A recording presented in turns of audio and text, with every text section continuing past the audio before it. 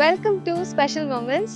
நிறைய பேர் உங்களோட ஸ்பெஷல் மொமெண்ட்ஸை ஷேர் பண்ணியிருக்கீங்க. Keep posting. இன்றைக்கும் அக்காவோட சிங்கப்பூர் ஸ்பெஷல் மொமெண்ட்ஸை நம்ம கேட்டுட்ருக்கோம். ஹாய் அக்கா. இப்போ நீங்கள் காலேஜ் ஜாயின் பண்ணிட்டீங்க. சிங்கப்பூர் போய் ப்ரொவைட் பண்ணுறதுக்கு காட் ஒருத்தர் ஆல்ரெடி ரெடி பண்ணிட்டாரு.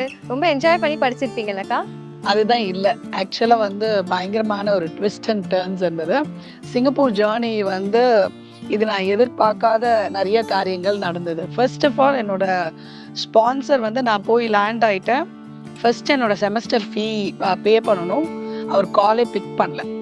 ஸோ அது எனக்கும் என் ஹஸ்பண்ட்க்கும் ஒரு பெரிய பதட்டமான நிலைமை ஆயிடுச்சு. ஏன்னா காலேஜ் ஃபீஸ் கட்டணும், அவர் காலே பிக் பண்ணலை, அவர் ரீச்சபிளாகவே இல்லை. So it went like 20 days அவரை ரீச் பண்ணவே முடியல.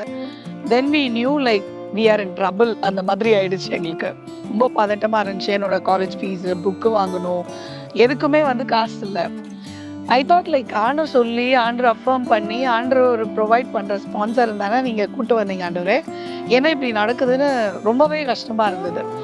அப்போது எங்கள் காலேஜில் ஒரு ஆப்ஷன் அந்த ஒரு செமஸ்டருக்கு இருந்தது. ஃபர்ஸ்ட் செமஸ்டரில் லைக் நீங்கள் முடிஞ்சால் காசு கட்டலாம், கட்ட முடியலன்னா அது நீங்கள் ஒரு மெயில் மாதிரி அனுப்பலாம், நாங்கள் காலேஜ் கன்சிடர் பண்ணுவோம் அப்படின்னு சொல்லிட்டு, நீங்கள் ஏதாவது உங்களால் முடிஞ்ச ஒரு சின்ன அமௌண்ட் மட்டும் கொடுத்தா போதும் அப்படின்னு சொல்லிட்டு.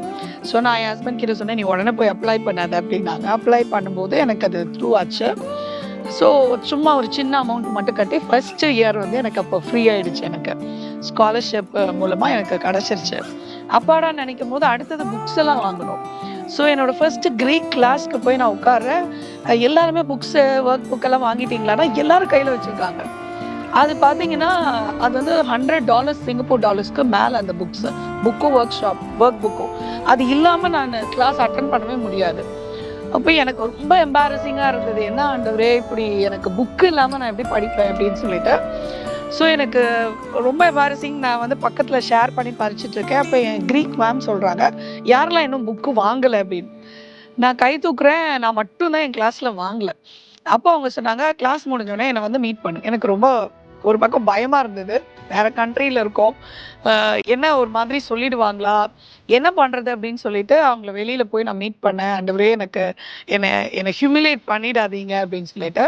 அப்போ அவங்க கேட்டாங்க, ஏன் இன்னும் புக்கு வாங்கலை அப்படின்னு கேட்டாங்க. அப்போ நான் சொன்னேன், கொஞ்சம் ஃபினான்ஷியல் டிஃபிகல்ட்டி இருக்குது, இப்போ தான் செட்டில் டவுன் ஆகுறேன், 1 வீக்கில் நான் வாங்கிடுவேன், நான் அது வரைக்கும் ஃபோட்டோ காப்பி எடுத்து நான் ஒர்க் எக்ஸசைஸ்லாம் பண்ணுறேன் அப்படின்னு சொல்லி அவங்ககிட்ட சொன்னேன். பட் அவங்கள அப்படியே ஸ்மைல் பண்ணிவிட்டு என் கையில் ஒரு பேகு கொடுத்தாங்க. அவங்க சொன்னாங்க, இது ஒரு சீனியர் வாங்கிட்டு Greek book and work book அவங்க யூஸே பண்ணலை, யாராவது கஷ்டப்படுற ஸ்டூடெண்ட்டுக்கு கொடுக்க சொன்னாங்க. I think you are the right person. உன்னால் முடிஞ்சதுன்னா ஒரு சின்ன ஆஃபரிங் அவங்களுக்கு கொடுக்கலாம். அவங்க பேர் கூட சொல்ல விரும்பலை. ஸோ நீ என்கிட்ட கொடுத்துரு, நான் அவங்கக்கிட்ட கொடுக்குறேன். அப்போ என்கிட்ட காசும் ரொம்ப இல்லை, ஒரு $10 மட்டும் நான் கொடுத்தேன். நான் அவங்க சொன்னாங்க, இட்ஸ் ஃபைன், உன்னால் எவ்வளோ முடிஞ்சதோ கொடுத்துட்டேன். ஸோ இன்றைக்கி வரைக்கும் எனக்கு தெரியாது யார் அந்த புக்கை எனக்கு கொடுத்தாங்கன்னு. பிராண்ட் நியூவாக இருந்தது அது. ஸோ அது நான் யூஸ் பண்ணேன். ஸோ ஒவ்வொரு இதுலேயுமே அதே மாதிரி அடுத்தது மெஸ் ஃபீஸ் கட்டணும் எனக்கு. அடுத்தது அதுக்கு என்ன பண்ணலாம், அது கிட்டத்தட்ட ஒரு $300 மந்த்லி கட்டணும் நான் சாப்பாடுக்கு. அப்போது இன்னொரு கேர்ள் மியான்மர்லேருந்து வந்தால் பியாக்ஸோங்கன்னு. அப்போ அவளும் ஸ்பான்சர் இல்லை அப்படின்னு கஷ்டப்படும். ஸோ நாங்கள் 2 பேரும் என்ன பண்ணோன்னா, எங்கள் காலேஜ் பக்கத்தில் ஒரு பொட்டானிக்கல் கார்டன் இருந்தது. ஸோ அங்கே போய் நாங்கள் ப்ரே பண்ணோம். அன்றே எங்கள் 2 பேருக்குமே ஸ்பான்சர் இல்லை, நாங்கள் என்ன பண்ணுறதுன்னு தெரில, இந்த மாதிரி மெஸ் ஃபீஸ் கட்டணும் அப்படின்னு சொல்லிட்டு.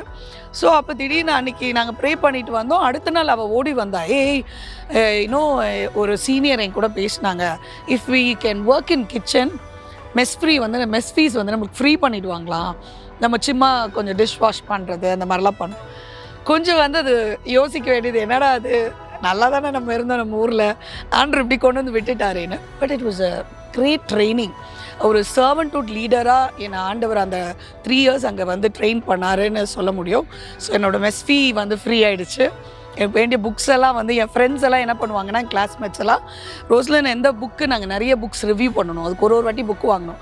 அப்போ என் ஃப்ரெண்ட்ஸ் என்ன சொல்லுவாங்கன்னா, don't buy the book, will finish the book and will pass it on to you அப்படின்னு சொல்லுவாங்க. ஸோ இந்த மாதிரி புக்ஸ் எல்லாம் எனக்கு ஒவ்வொரு இதுவுமே வந்து ரொம்ப மிரக்கலாக ஆண்டவர் நடத்தினார்.